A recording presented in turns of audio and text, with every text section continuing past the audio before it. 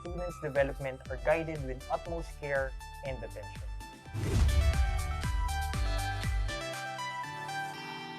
Welcome to FEU, and for you, we are creating spaces.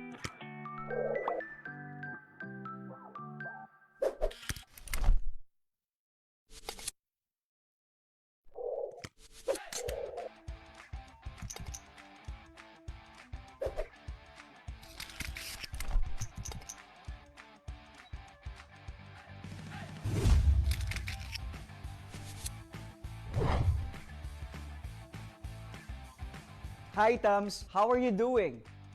I hope you are doing safe and fine. Did you know that all FEU faculty are proficient in the two flagship technology systems of FEU, the Microsoft Office and of course, Canvas. We have done extensive training on this and other programs so that teaching and learning are easier and more responsive. We are also well versed in the principles of online learning that makes teaching and learning more relevant. Welcome to FEU. For you, we are creating spaces.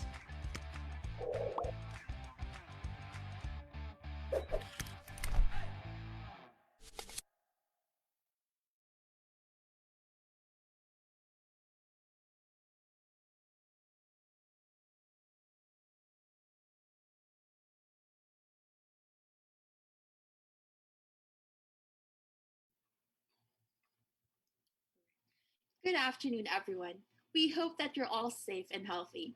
We would like to welcome you all on our career orientation, mentoring, and program advising series or C.O.M.P.A.S. Before we start the program, we would like to acknowledge the presence of our Senior Vice President for Academic Affairs, Dr. Maria Teresa Trinidad Pitino, our Vice President for Academic Development and Executive Director for FEU Cavite, Dr. Mirna Quinto, the Assistant Vice President for Academic Services, Dr. Jean Pamitan, the Dean of the Institute of Accounts, Business and Finance, Mr. Earl Bergonia, and the Senior Director for Admissions and Financial Assistance Office, Dr. Michelle Acamolar. C.O.M.P.A.S is one of the Academic Affairs Office new initiatives in collaboration with the Admissions and Financial Assistance Office to adapt to the changing learning landscape. This is to ensure that our students would still have the same quality of education and continuous learning. C.O.M.P.A.S is a series of featured interviews from respected industry experts from different disciplines. They will share their journey to success, from the reason why they chose their college degree and how it affected their current career. The internal audit department is one of the core functions in each organization. This department is essential as they are the ones that maintain the checks and balance of every organization and helps manage risk. Our speaker is a highly regarded certified public accountant. He is an internal auditor for Shell Philippines. Part of his job was to go to different Shell offices around the world, including Iraq, Pakistan, Nigeria, Vietnam, Egypt, Poland, Germany, the Netherlands, the United Kingdom, and the United States. He specialized in providing assurance on business objectives, risk management and mitigation, and the ethics and compliance. Let us all welcome Mr. Joaquin Mikhail Afable.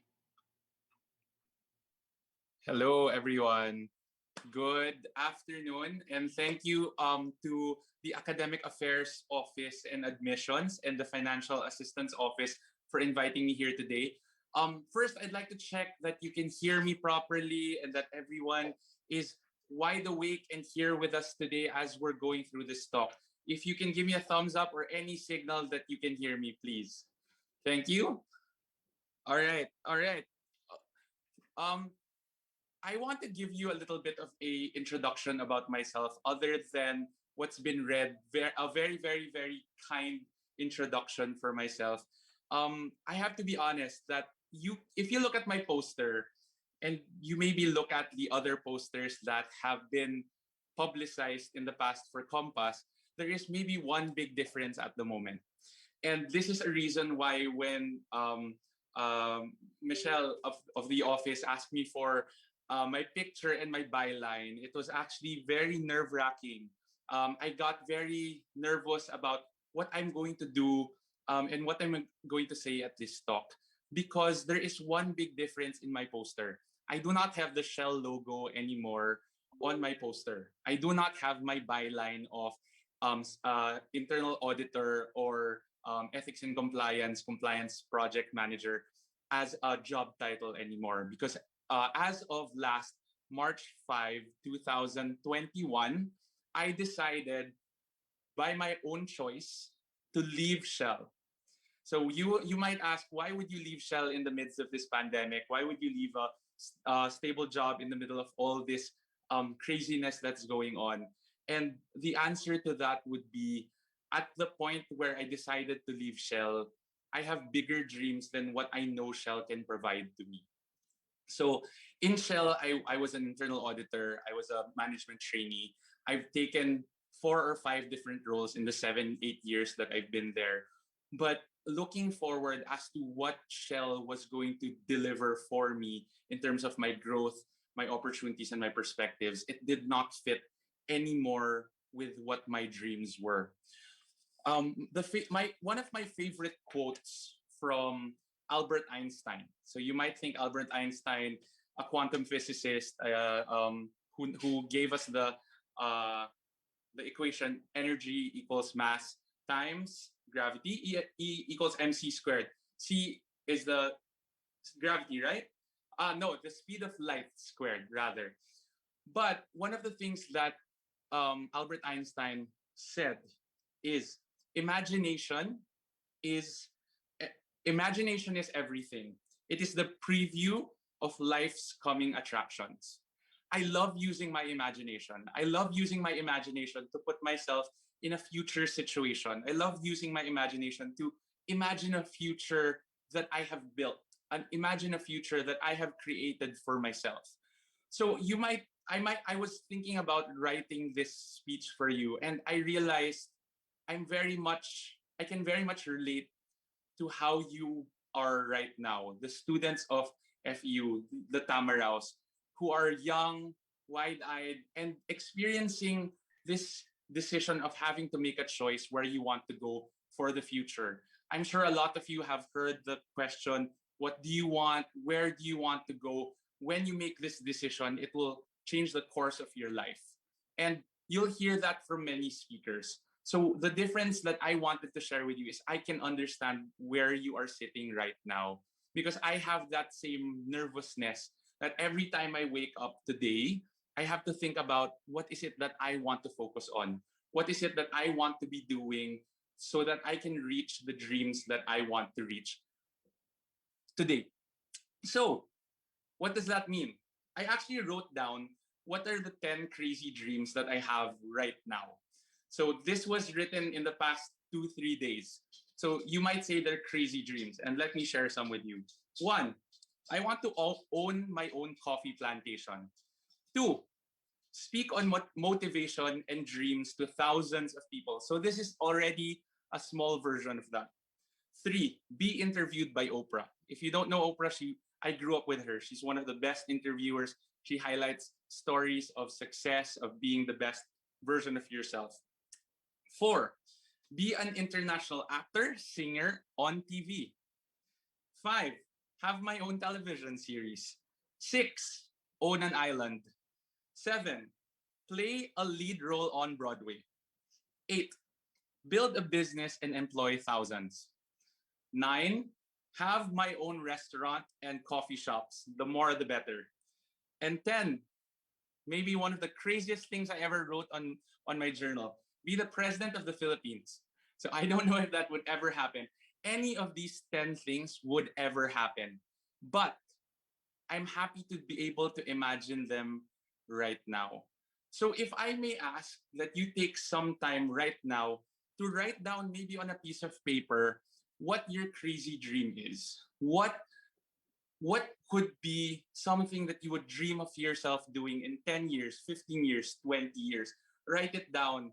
And at some point, just imagine what it would mean to attain that. So you may ask, why is Mick talking about crazy dreams right now? What does that have to do with me? And when I was writing this, when I was thinking about what I wanted to talk to you about, it's very much in the sense of I had dreams different when I was your age. I had very, very differently articulated dreams when I was at your age. When I was at your age, the dreams that everyone would have is one, graduate from college. Two, because I'm in accounting, get my license. Three, find a good job. Four, travel the world. Five, fly first class on an airplane. Six, go on a safari in Africa. Seven, buy my own car. Eight, have my own apartment. Nine, become an internal auditor at Shell. And 10, get healthy. So these were 10 dreams that I was thinking about. What were my dreams when I was much younger? And these were the things that came out. And at the point of giving this talk to you, I have checked off all 10 of those. So I, right now, have the capacity to say, I have been able to attain so much in my life already, just by the mere fact that I set them as my dreams as early as when I was in college, when I started my work, when I got my license. I kept on dreaming. I kept on writing down something that I wanted to attain, something I wanted to go for. And by having that goal, by having that direction to where I wanted to go, I more than like well, in my story, I was able to reach them. So I don't want to bore you with just telling you what my dreams are. I'm going to tell you what were the different tips, techniques, and maybe what are the inspirational stories that you might take away from me. And I hope you might learn something. And the first thing I would teach you is this one thing. If you are in this talk, if you have decided that you are going to spend an hour with me, 30 minutes, 45 minutes to listen to me, do it to the best of your capacity. Do everything with the intention of doing it to the best that you can in that moment. Why? So I'm sure right now there are so many distractions that are available to you. You have your cell phone, you have your laptop, you have a TV, you have everything. You have your mom's cooking. Everything around you is a distraction. But if you move your attention from what we're doing right now to something else, and you spend half of your time doing both, you end up doing two things, but not very well. Would you have been able to say that you know what I talked about? You know what my message was. You know what your key takeaway was at the end of this talk so that you will try to apply it when you finish this talk. And maybe that isn't the case. You might never hear me talk again. This might be the one and only time you hear me, and I will be a stranger in the crowd. So I ask you to focus, be present, and be the best at what you are right now. So the first thing that I wanted to share you as a story is find your first class dream. So when I was young, I would travel a lot with my family. I was lucky enough that my parents would take me traveling to different countries, and I visited my sister in the US who lives there. But because of that, one of my goals all the time was to fly. I loved getting on an airplane. I loved the experience of packing my bags, getting my ticket, going to the airport, and getting on a plane. It might sound like a ridiculous dream, but I had so much fun having this expectation of getting on a plane, sitting on it for a few hours, and once you get out the door, you are in a different environment. You are in a different country. You're surrounded by different people of a different ethnicity, of a different background, value system, and all of that. So it was my goal as I was going through my career to fly, to travel, to see the world. So I did that. It really was one of my goals. But being an enthusiast of airplanes, I had a dream of flying first class. I had a dream of sitting in the front of the plane where you have an entire cubicle all to yourself, where the seat reclines all the way back. You have maybe this amount of space, this whole screen space, just for you. And you get to close the doors, sleep, noise cancellation, earphones, giant screen. I wrote that down as one of my dreams when I was younger. A ticket line for that type of flight, one way could cost you around 5,000 US dollars, which is 250,000 pesos. And I said, wow, that would take a lot of work. That would take a lot of hard work, of a lot of savings. That a lot of people would even ask me, Mick, why would you fly first? Wouldn't you just want to spend the amount of money for more tickets to go to a different location? And I said, yeah, I understand that, but it is still my dream to fly first class. So what did I do? I I said I will put myself in the vicinity of hitting that target. And when I found out that inside Shell, there is a department that actually sends you around the world to go to the different Shell locations, as early as my first month within the company, I set my sights on it. I set my sights on getting this job that was, they said, unattainable until you reached your 40s or have so many years of experience at your belt. And I just said, I want to be an internal auditor. I want to be an internal auditor. Again, not necessarily because of the what work I would be doing. If I ask you the question, what projects did you do 2 weeks ago? What work did you do on your classes? I'm sure you won't even remember what they are. But you will remember the experiences with your classmates, where you went to do the project, the conversations, the food you ate. And that's what motivates me about the work that I do. The work that I do will always be work. But how I'm surrounded, the environment I'm surrounded in, the the the lifestyle, that's what I'm looking for. And that's what I looked for in Shell. What would be able to meet my requirements of personal development and travel?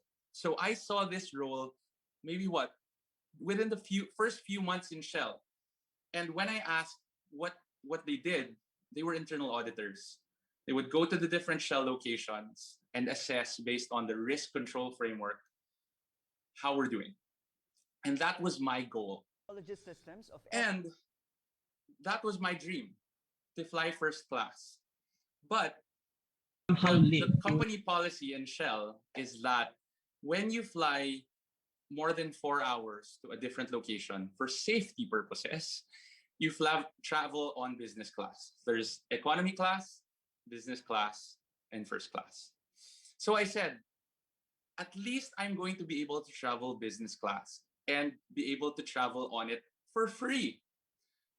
Tickets would be paid for, food would be paid for, hotel would be paid for. So it meets all my requirements.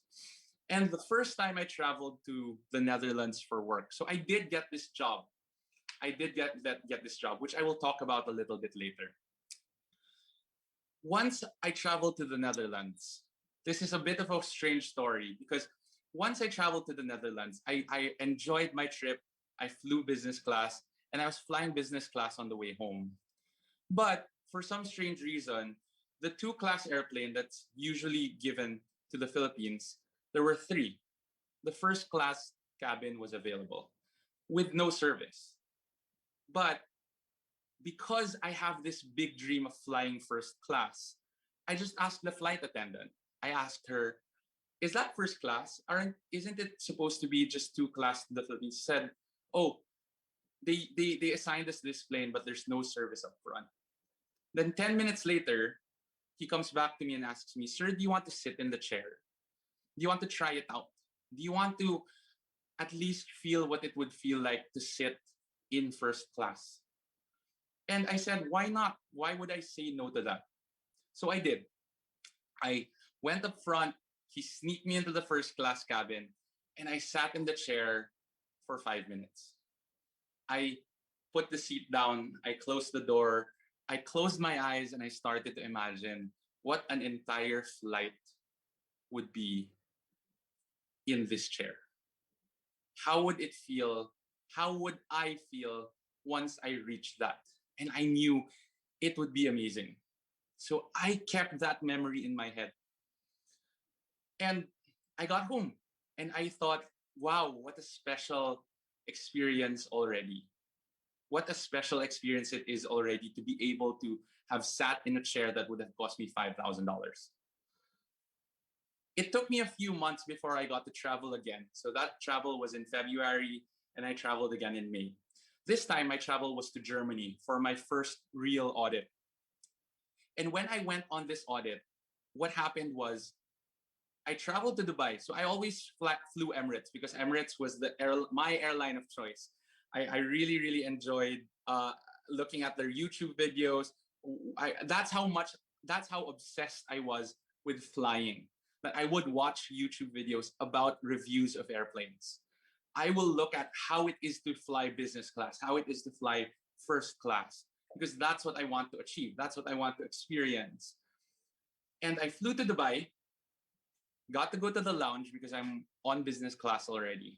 Spent 2-3 hours in the lounge and expected to get to my airplane and board and fly to Germany. But I get to the counter where I'm supposed to give my boarding pass to check in.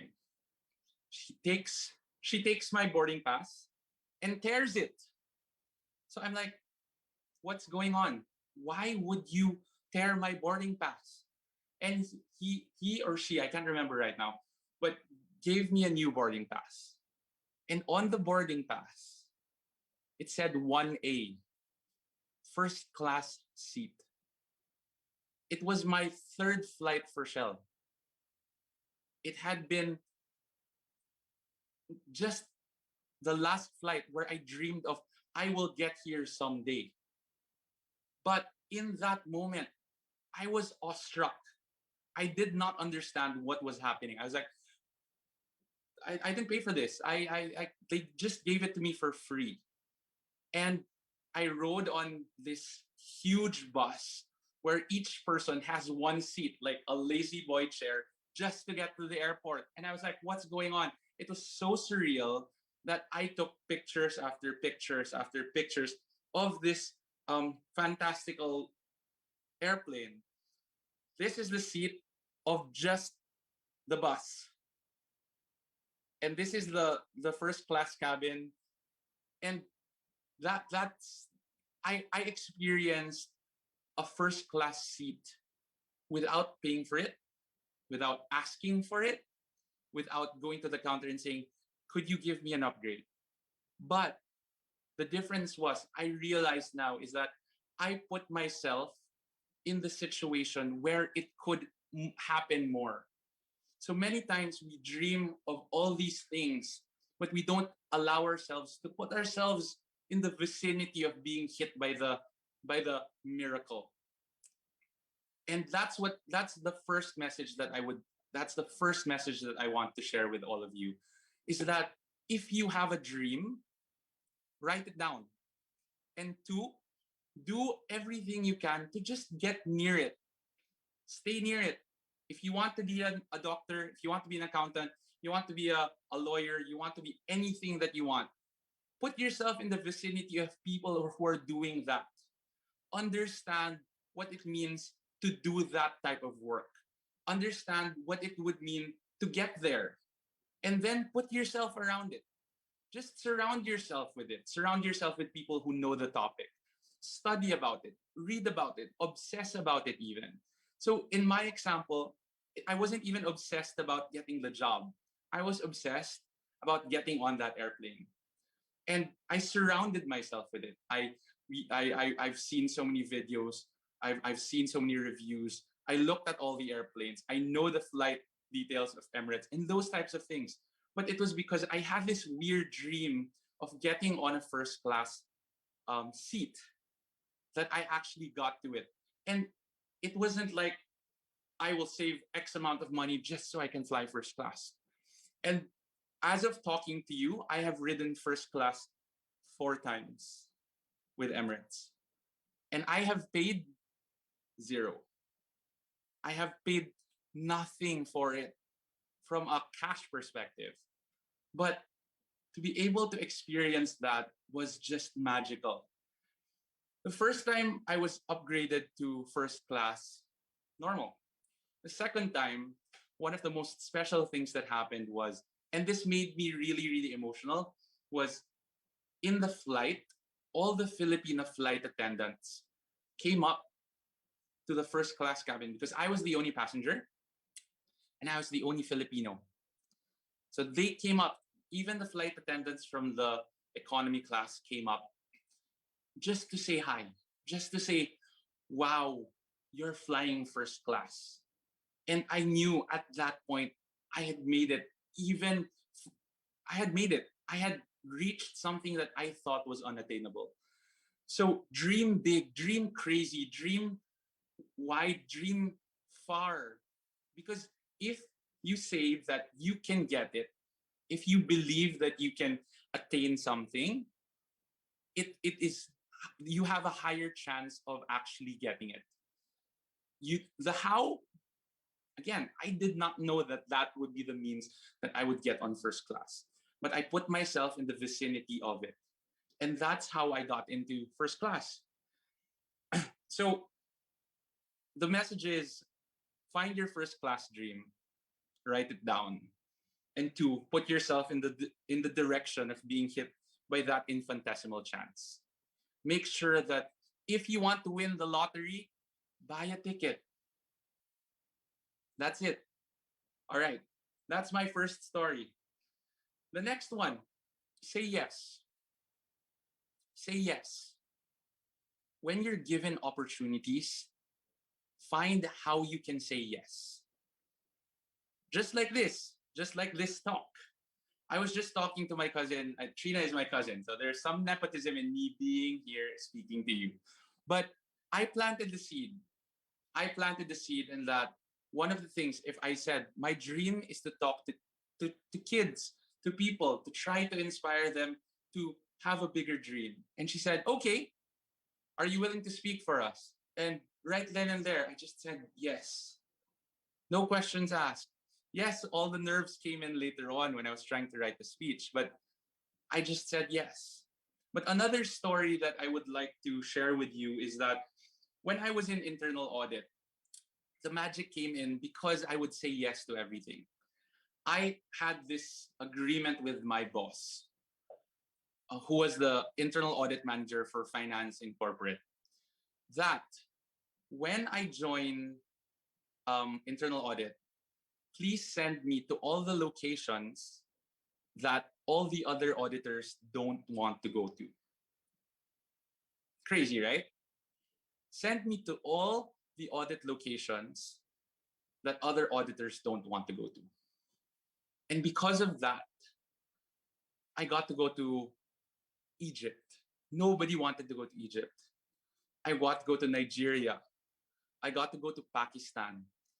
In Egypt, I was able to go inside the pyramid for free. Everything was paid for. I got to see the pyramids. I got to touch the pyramids. I got to take a picture inside the pyramids. You're not supposed to. I got to ride a camel. I got to do all these crazy things. In Pakistan, because I wanted to travel, the audit that was given to me was a cross-country road trip audit where I traveled from the south of Pakistan to the north of Pakistan, all the way. But the interesting part of that story was it happened when Egypt and when India and Pakistan started shooting at each other with their fighter jets. And while we were in the middle of Pakistan, all of a sudden we hear news of flight fly zone over Pakistan is now closed. No airplanes are going in or out. And we were just like, what? In Pakistan, we were followed by the intelligence agency because they thought we were spies. I have crazy stories of these little things that I thought would never happen in my life because I said yes. Because I gave myself the dare to do things that are unorthodox, to do things that are unusual. So I got to go to Pakistan. I got to go to Iraq. Iraq. I'm sure a lot of you have seen your passports in the past, which actually said not valid for travel to Iraq. And I traveled to Iraq. I lived in a base camp for 3 weeks and lived like a military man. I would wake up at 3 in the morning, I would exercise, I would eat, I would go to work, and I would go home. But it's one of the most eye-opening experiences in my life because I said yes. Because I gave myself that chance to do something crazy. In Iraq, it was the first time I put on a bulletproof vest. It was the first time I got put into a bulletproof car that they said, "Oh, you're safe. If militia come and they shoot at us with an AK-47, you're fine. You're just gonna hear it." And you're like, that's normal. So that was another thing. But the other thing that I said yes to that changed my life was when I started my audit career. I had just been in audit for 8 months, and in audit you're supposed to do 9 audits in 1 year. And one of the audits you're allowed to take a break because of all the travel, all the distance that you are from your home. You're allowed to take a break. And I was supposed to take a break for in the first year from November to December. But because I was just having so much fun, I said, "Boss, can you give me another audit? Can you give me another assignment so that I can travel again?" And two, I just want to work. I'm enjoying it so much. I'm learning so much. I don't want to kill the momentum. So he asked me, "Mick, it's gonna be your first lead. Are you okay to lead your first audit?" And leading an audit is kind of a big deal. And he said, "You're going to be sent to a new integrated company. We just bought this company. They've never been audited by Shell. They never experienced internal audit by Shell. And basically, you're assessing whether they are fit to join Shell as an organization from an IT perspective." And I was like, I have no clue about the topic. I've never led before. I don't know this company. I was blank. And he said, "Oh, and the audit is happening in 3 weeks." And I just said, crazily, I just said, "Yes, I will just say yes." Like, closed my eyes, said yes, sent the email. And with that, it it started something that I didn't expect because I got to go to a very, very quiet location in the north of London and audit this new company and create a business relationship for Shell to this new company. I was the face of Shell that was being sent in. The thing that they thought, these are the bad cops. And I started to build an integrating relationship with them, talking about risk, talking about controls, talking about data privacy. And that's what started me on the journey of data privacy. My last role in Shell was about being a data privacy compliance project manager, where I was implementing projects globally from GDPR, local laws on data privacy, and those types of things. But the point of the story isn't really the outcome of what happened in that audit. It was really more of sometimes, even if you know you're not ready, even if you know that you might not have what it takes to say yes right then and there, try just saying yes. And believe me, once people know that you are the guy who says yes to challenges, the guy who says yes to bigger opportunities, they will come to you more often. I know that it was much easier for my boss to come to me and ask me, "Mick, are you okay to go to this crazy location?" versus the other people, because he knew that he would get a yes from me. I'm not saying you become a yes man and just say yes to everything. Please don't do that. That's also very, very wrong. But don't not say yes. Sorry for the negative. Don't not say yes because you're afraid. Be brave. Say yes. You never know what the outcome of your yes will be. And that was exactly my story in audit, and why I had such a wonderful time in audit was because I was taking on projects, I was taking on assignments, I was taking on leads that people 4 ranks higher would not even say yes to because they didn't want to go to these locations. And because of that, 2 years in a row, I was I was given awards for the work that I did, the projects I delivered, and the reports that I created. The other the other one that I said yes to, I'm just checking my time. The other one that I said yes to was an audit in Nigeria. This audit in Nigeria again was um, a sudden audit. It wasn't on the plan. No one saw this coming, but because of some circumstances, they needed expert auditors on ethics and compliance to go and do an audit. And who did they think of asking to go? Me. I was flattered. And when I did the audit, because I just said I would do it, I would find a way to get myself there. I had to skip another audit, get myself there. I found, I think, one of the most significant findings of the entire year. One of the most significant findings that went up all the way until the board. And it was because I had no clue what we were auditing, what we were going to be doing there. But I said yes. And in that audit, I maxed out the amount of bonus that I could get in 1 year. You're allowed to get a certain percentage of um, additional bonus from the annual bonus. And because of what I found, because of the work that we did, the whole team, including myself, got this huge bonus. And we were just like, whoa, we weren't expecting that. We were just expecting to go into this difficult country, have where you're tailed by security officers all the time, go into the office, do your work, and go home. But I didn't realize that I would be doing something that could change how Shell does business in Nigeria. And it was all because every time a challenge would come in, anytime that something exciting or scary would pop up, I would say yes. I would find a way to say yes to that.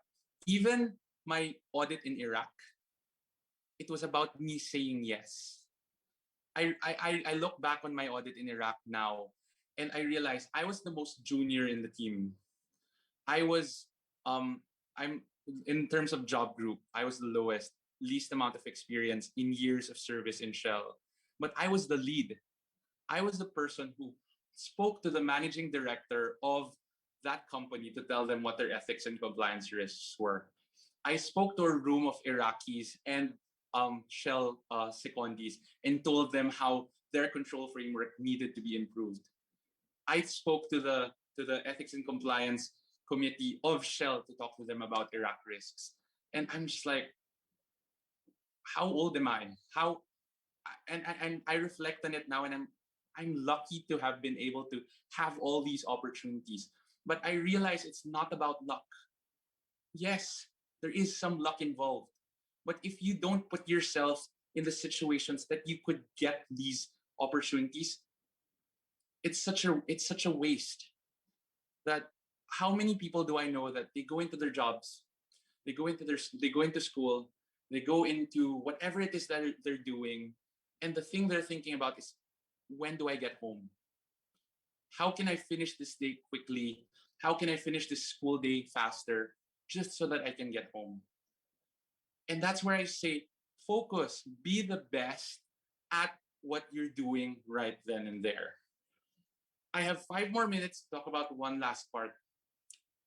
So, first, again, was find your dream, find your first class dream, and put yourself in the vicinity of hitting it. Second, say yes. Find your ways to say yes. And third, be brave. Be brave in that you will make mistakes. To get to success, you will have as many failures as successes as there are. And I will be the one to tell you that many adults, many professionals will try to give you advice saying, oh, listen to me so that you don't make the mistakes I did. And I might turn it around a little bit and say, yes, listen to them, take their advice, but don't be afraid to make your own mistakes. Because the people who are successful today made their own mistakes to reach where they are today. A person who is high level in the back, I'm sure has made so many wrong investments, has made so many wrong bets on companies, has made so many deals that went south. But they would not have learned all these things if they did not risk.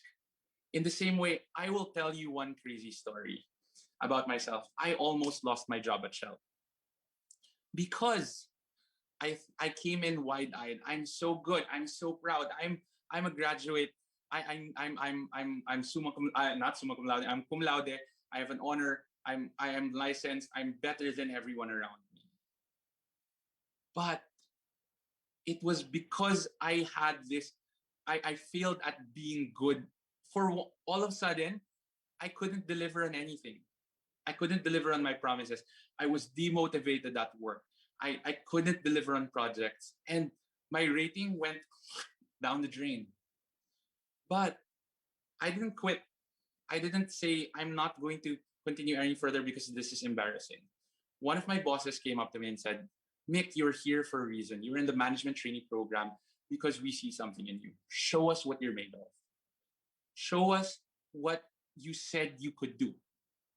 Not just by all the things you're saying, but show us in your values, in your dedication, in your hard work, in your belief in yourself. And that's what I had to turn around, is that I had to start believing in myself. I had to carry my own weight in the company. In that, be brave. You have to be brave and sometimes say, I don't know what I'm doing. It was when I started asking for help from people, started asking for more information for people, what they needed from me, what they actually wanted from me, that I was able to adjust, course correct, and say, all right, how to get there? These are the requirements. So I have maybe 2 more minutes about this, but what I wanted to say is know where you want to go, know what direction you want to reach towards the end. I know right now, if you are still in senior high or second or third year accounting students, is your dream at this point is to say, I want to graduate. But try to look a little further. What industry do you want to join? It was said in the introduction that accounting is one of the only functions in every company. You will not see a company that does not have an accounting, audit, or finance department in it. So it's up to you where you want to go. So don't just have your sights on, oh, I'm just going to join an audit firm. Oh, I'm just going to join a bank. All companies have a finance department. You can even join a startup. But you have to know what's out there. You have to know what the possibilities are. You have to think about what you enjoy doing. If you enjoy music, if you enjoy dance, if you enjoy theater, if you enjoy arts, you can still do that while doing finance. You can still do that while doing the business that will make you money. I was thinking about this earlier. It's very interesting to say what course you want to join because, or what graduate degree you will finish, because that is the lens that you will see the world in. When you finish your degree in finance, in internal audit, you will start seeing the world as a finance professional. You will start looking at how money moves. You will start speaking in the language of debits and credits. You will start speaking on puts, calls, options, all these things that are very, very specific to finance. And that's a choice. That's how you will see the world from now on. So I would really recommend to you that you look at your options farther than just graduating with that degree. Because that's where you will say, I want to graduate with degree, but I need these different experiences um, in my belt so that I can enter this industry. So if, for example, it requires you some internship hours, or it requires you some experience in that field, you don't have to be an expert at it, but you could do production design, you could do uh, events planning. All these things still have finance in it. So know what you're good at, know what you enjoy, know what you love, and finish your course. Make your choice. Make sure that you are 100% doing exactly what you're doing right now. Right now, what's required of you is to be the best student. What's required of you right now is to be the best child. I would give anything, anything to hear that my parents would pay for all my education again. Like I'm scot free and everything's paid for. I would give anything for that. If you're a working student, you're in degree, I take my hat off to you because you know what the value of your education is. But right now, when everything is closed, everyone is indoors, what is being asked of you is to be the best version of yourself right now. And that is what? A student. So I got to where I am on being brave, on being bold with my dreams, on being crazy by just being as good as I could at each level. Just be good at each level. Just choose the next best thing and the next best thing and the next best thing. The last thing I'll close for this with you is this. Um, you might have heard this story before that there were 50 people that were doing an activity and they were asked to write their names on balloons. So they had to write Mick Afable on the balloons. The balloons were taken and put into a room. In that room and jumbled up, the 50 participants were told to go to the room and find their balloon. Once they had 5 minutes to find their balloons. Guess what? After 5 minutes, nobody found their balloon. Nobody found their balloon. They jumbled up, they tried to mix it up and everything. They couldn't find their balloon. So the organizer told them to do one thing. Pick up one balloon and call out the name of on the balloon. Within 1 to 2 minutes, everyone had their balloon. Why is this story so important to me? It's that you where you are very special. You what's unique to you other than your fingerprints is your story, what you're good at, who you are, what you know, the different things you're interested in. And at one point in your life, I promise you, what you have, somebody needs. Somebody else needs exactly that. You just have to find that other person to meet what you're giving. And that's how you'll be successful. But you have to be good at being yourself. In the race of life, you are always number one. You're always in the lead, whether you're walking, running, because you're the only one running your own race. So there. Thank you so much. I hope I wasn't just babbling around with different stories, and I hope you picked up something from me. The one suggestion that I would do is write that one key takeaway down. When you write down what it is and say how you're going to practice it, you'll be more successful at actually implementing it in your life. All right. Thank you so much. Thank you so much for that very inspiring lecture. Now, we're going to transition to the most exciting part of the session, which is the Q&A. I can see that they are indeed excited. But before that, we would like to inform our participants to acknowledge the evaluation form for today's session. The evaluation link was already provided through our chat box. All right. Now, for our first question, sir, Sure. Um, this is a question from a student. So I was once writing down my dreams like you, but when the pandemic began, I became clouded if my dreams would still come true. What advice can you give to students like me who are becoming hopeless these days? The one thing that I would say is the thing that you should lose last is your hope, is your optimism. Because once you lose that, that's when your dreams will go down the drain. One of the dreams I had and I've written down was I want to be a baker. I want to have a bake shop for myself. And guess when I did it? Guess when I checked that off my list? During the pandemic. When am I able to do a speech to students during the pandemic? It might not fit the perfect view of how you imagine yourself doing what your dream was. But there are ways of doing what you want to do right now. It might not fit to the letter, but just keep dreaming. Just keep writing it down. It might not happen today, but if you say this will never happen, believe me, that's when it will never happen. So just keep writing them down. And in terms of faith, faith is believing something that you cannot see. Faith is believing when you can't believe anymore. And that's why it's called faith. Sometimes it's blind. Sometimes you just have to keep the faith. And especially now, once you lose faith, it just makes it harder. So that would be my advice. Just keep the faith. Indeed, sir. Uh, Especially during these trying times, it's really hard to think of any positive things. But as long as you keep yourself optimistic that everything will be better soon and that your dreams will soon come true, just do it little by little. Everything will just go around, or everything will happen eventually. Po.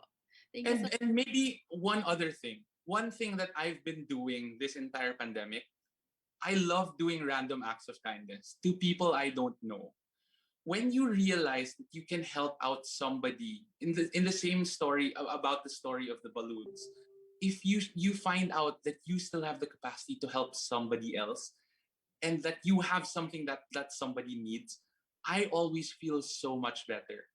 Sometimes I just go into a convenience store, yes, with my face shield on. Whatever I'm buying, I'll buy multiple items of it. If I'm buying chicken or if I'm buying drinks, I'll buy five of them and just pass them on to the next people behind me. It doesn't matter. But to see their faces and how they feel after receiving something they didn't expect, it brings back that, oh, a miracle can happen. So what my challenge to you is, when you can't see miracles, try being that miracle for other people. Thank you so much for that, sir. Personally, I can really relate to what you're saying, since my favorite quote is just to make today happy. So Yeah. it doesn't mean that you should make yourself or just yourself happy, but giving happiness to other people would really make everything better. So Yes. for that. Agreed. For our next question, sir, as an accounting student, I can say that I work hard, but I did not necessarily have specific big dreams aside from graduating Mm. um, on time and finally get a job. What is that thin line difference between dreamers and hard workers? Dreamers and hard workers, I think, if you're just a dreamer, that's also a problem. If you're sitting on your couch and you're saying, I want to live these big dreams, but you're not doing anything about it, that's one side of it. If you're a hard worker and you have and you're looking far ahead into the future, you will succeed.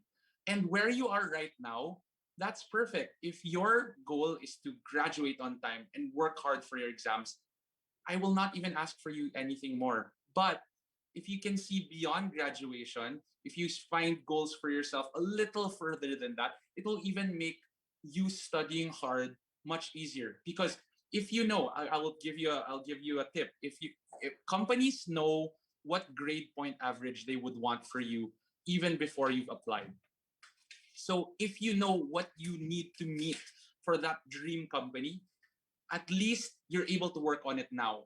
What I would not want for you is that when you come to fifth year and you find out, oh, they need this grade point average, it's harder to make it up. But if you know what the requirements are early, you can meet that goal much, much earlier. Thank you so much for that. So, just a tip to your students: make a plan, write it down, like what Sir said, and if something doesn't seem to go its own way, just have at least a plan B, and keep working hard and keep dreaming. Yes. Thank you so much for that. Now for a third question, sir. When Sure. did All right? When did you realize that you are ready to leave Shell and be an entrepreneur? When did I decide? So, this is an interesting story. Last October 25th, I received my confirmation that I had just gotten my promotion into my new role in Shell. So I had moved from internal auditor to a compliance project manager. But I was walking here in Makati, and I was walking around to get coffee in the morning. And as I was walking back home, I saw this space. I saw this empty space. And who really looks inside an empty space during the pandemic? Nobody. I looked inside and I started to think about, what can I build in this space? What can I create for myself and for other people as a community in this space? And that's now my driving force for what I want to do. I want to create a space to help dreamers dream. I want to create a space that will be used as a means to lend a hand to dreamers. Here's the space. What are your crazy ideas? Let's try to bring them to reality here. So that is the crazy dream I have at the moment. And I find it so ironic that it happened on the same day that I received um my promotion confirmation. So 2 months later, I told my boss, I'm so sorry, but I have to do something else for myself. It's not easy, especially when you're so used to having the routine, the the boss who's telling you what you need to do. All of a sudden, it's all on you. It's terrifying, but believe me, I wouldn't give it up for anything. There are days when I ask myself, don't you just want to go back to Shell and be given a project and not have to work for it yourself? And I say no. I'm happy to work hard to find out the hows of how I'm going to build this dream this It's really great to know, sir, that the pandemic didn't even limit your imagination. But time. sir, Yes. we have another question, or we have lots of questions from students. Sure. For our Let's question, yes, sir. let's try to get as many through. All right, sir. So our question is, duda po ako sa kukunin kong course. And to be a CPA, because tumataas ang standards, what should I do po? Just because standards are going up, do not shortchange yourself. Do not decide that you can't do it as early as even before you even started. If you're going into a race, I will tell you, all Olympic athletes do not get on that starting line and say, I'm going to lose. If you do that from day zero, everything is going to be so much harder. So I would just say, make the decision today and let it go. Let it go in that, stop worrying about it. Believe, if I tell you my whole story, if I tell you the roles I got and how I jumped from role to role, what I graduated in college, yes, it helped me, but it's not fully what I'm doing today. So many people in Shell are not doing what their degrees told them they should be doing. So what you need to learn in college is hard work, is dedication, is the gumption of, I have exams and I will learn and study and make sure that I know how to answer it. Because it's by studying that you build confidence. The people who are successful that I've seen are the people that when a question is raised, they can say, I will answer that question even if right now I don't have the answer. They don't always have the answer immediately, but they're willing to say, I will find out. So find out what it takes to be a CPA and work towards it. If you're having doubts, that's part of it. That will never go away. But you can decide, I'm doubtful, but I will still do it. Yes, sir. Like what you've mentioned earlier, let's always be brave since more opportunities come to us whenever we're trying to be brave. Yes. Now, sir, another question po from our student. Sure. Good. Is it necessary for everyone in the accounting field to obtain a license as a CPA? No, not everyone might be happy with this answer, but if you're really not going to practice from a public perspective, so why do you need a license? A license means you have been certified by the government to do work, to sign papers, because what you're producing is a public knowledge, public information. So who are the people who are licensed? Architects, engineers, doctors, lawyers, teachers, people who have public good that they're working on. So if you just want to know how money works and how it moves and truthfully, if you're going to move to another country and you really want to practice somewhere else, working on your license here might not be the most um, practical thing to do. Don't do it just because everybody else is doing it. Think why you want that license. But also, the other thing I will say is having a license makes you more confident. Completing that CPA exam will make you more confident because you know you did something that's difficult. Don't not do it also because it's hard. Yes, sir. I can really relate to that. Since, I might not be a certified public accountant, but I also took a board exam for the psychometrician licensure examination, Right? and I got my license the same year right after I graduated. And of course, it gave me the confidence boost that I can actually do the things that I thought that I won't be able to do. So Yes. we hope that for our future students, don't just limit yourself, but just um, getting your degree, aim higher. All right. Yeah. We have more questions, po, Go sir. ahead. All right.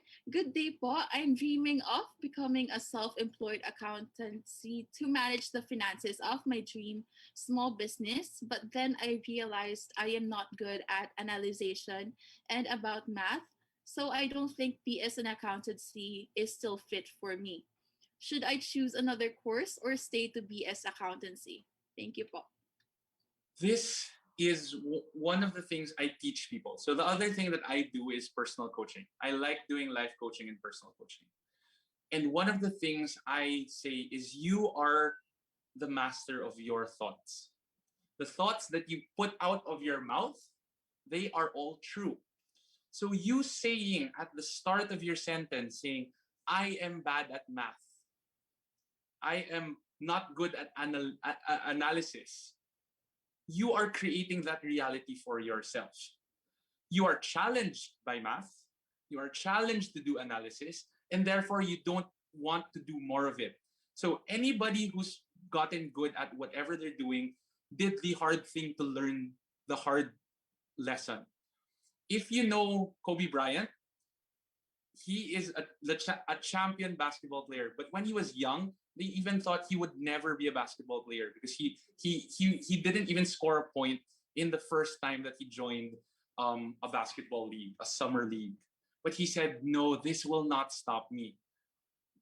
Just because other people say I am not good at this, it will not stop me." So if you say you are bad at math, you will have a more difficult time. But if you say, I'm challenged by math, I have I face difficulty when I'm doing it, so I have to learn my basics much more to make sure that the accounting becomes easy. But if you try just going through the problem and just saying, I'm just going to do the accounting problems and not go back to your basics, you're gonna have a harder time. But one of my favorite quotes by Henry Ford is, whether you say you can or whether you say you can't, you are correct both times. So if today you're saying you can't do something, listen to yourself. Do you really want it? Because if you want it, it won't even be, I can't. I can't right now, but I will do something about it.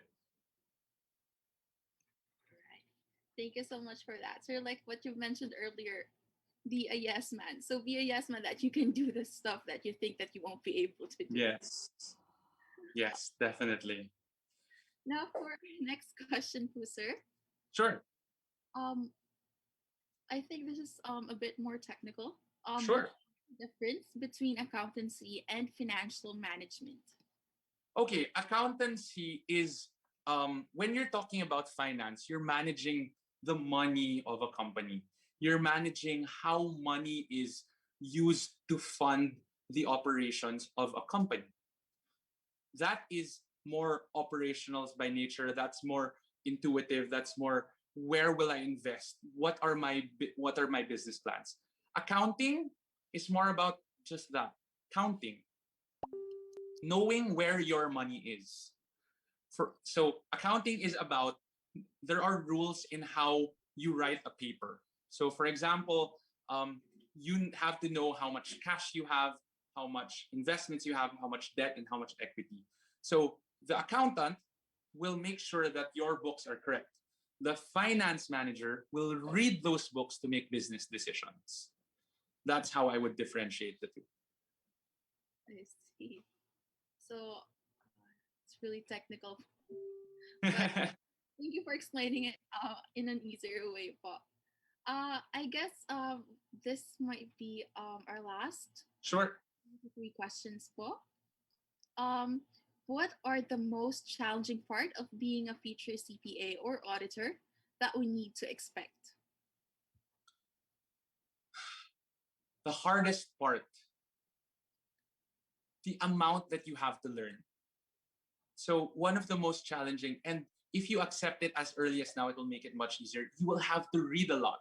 You will have to memorize a lot. You will have to take a lot of exams. You'll have to take a lot of pre-boards, tests, all of these things to get there. And once you're done, you need to continue studying. So you have to find a way to learn better, to read faster, to memorize better, so that it makes it easier for you moving forward. So that's what I would say is one of the most challenging. And the other one is lack of sleep. There were so many times when I would just lose sleep because of the amount that I had to learn. So those were the most challenging for me.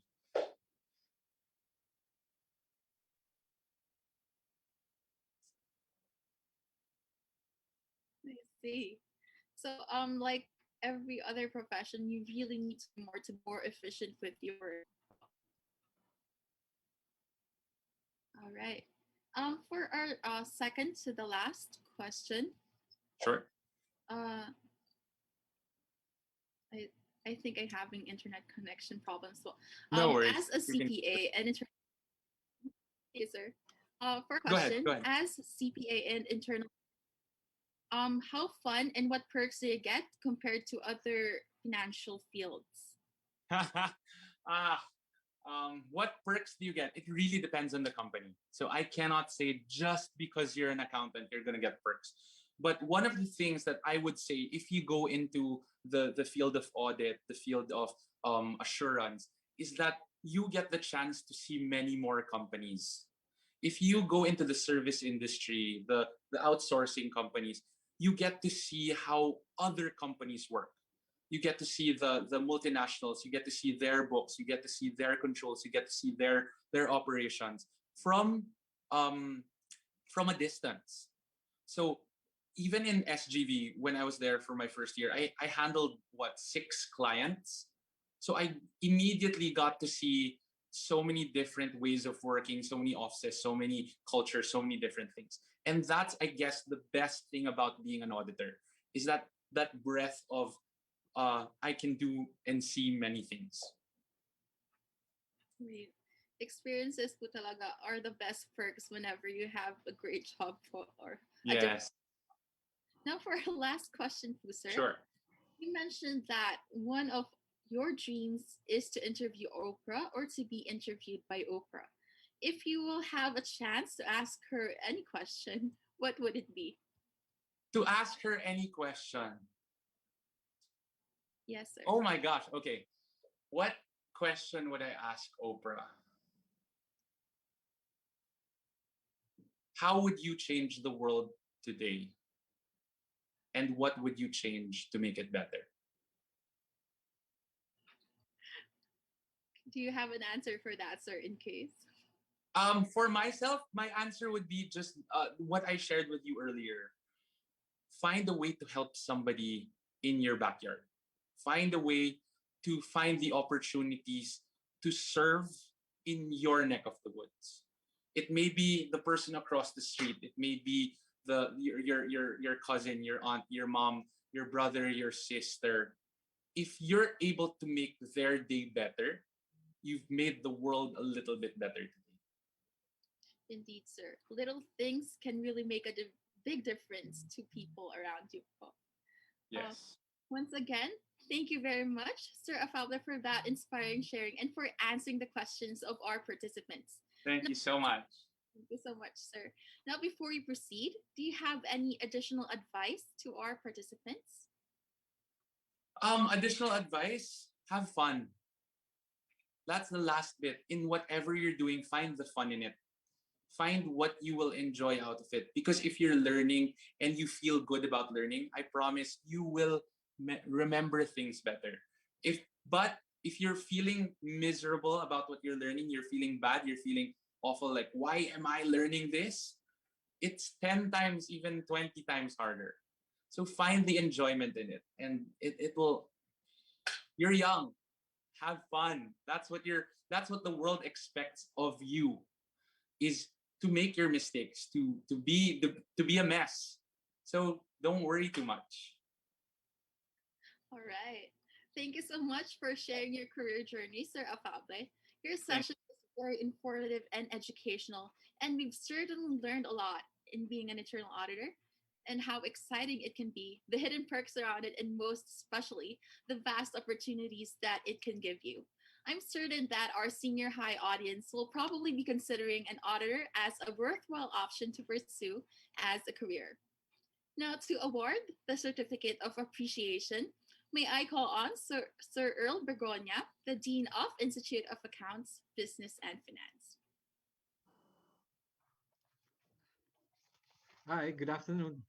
Hi, good First, afternoon. I would like to say, Mick, thank you very much. On behalf of the Institute of Accounts, Business and Finance, that is where you can find the program of accountancy and business, would like to say thank you.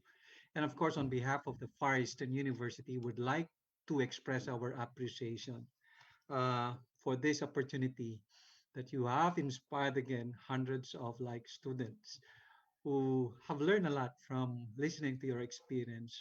Hopefully, this is the easiest kind of method wherein you can learn the wisdom by listening and learning from the experience of others.